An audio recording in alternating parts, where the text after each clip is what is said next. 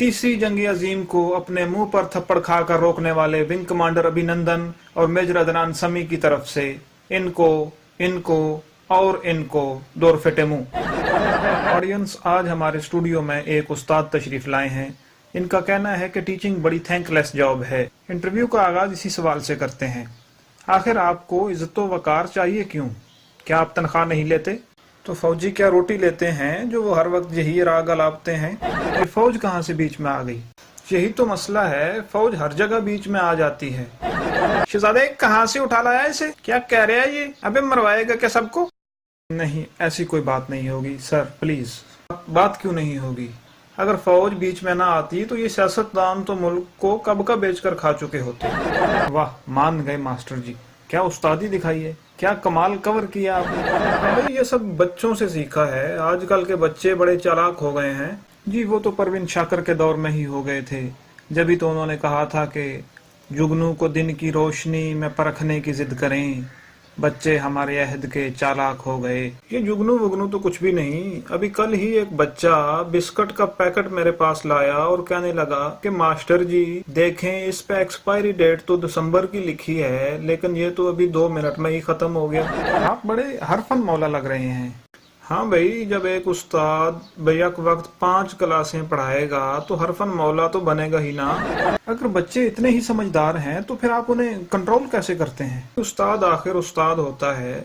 अभी 2 दिन पहले एक बच्चे की हेडमास्टर साहब के पास शिकायत आई कि ये गालियां दे रहा है, तो उन्होंने उसे चीख कर कहा कि ओए, क्यों देते हो गालियां?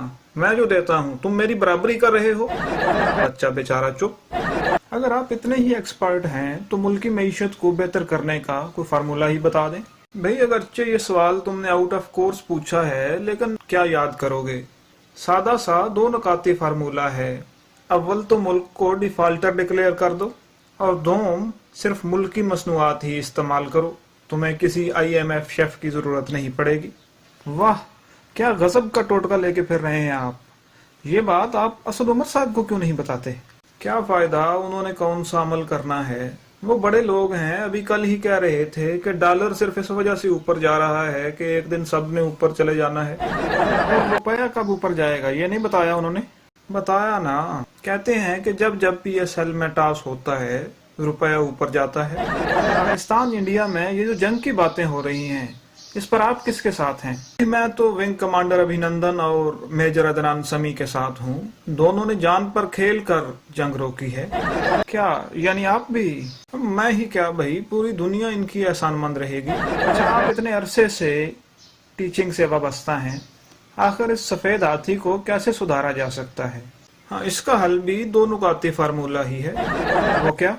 अव्वल तो तमाम इंतजामी पोस्ट खत्म कर दी जाएं। क्या? और दोम अगर यकमुश्त मुमकिन नहीं तो ग्रेजुअली तमाम डिपार्टमेंट प्राइवेटाइज कर दिया जाए। हैं?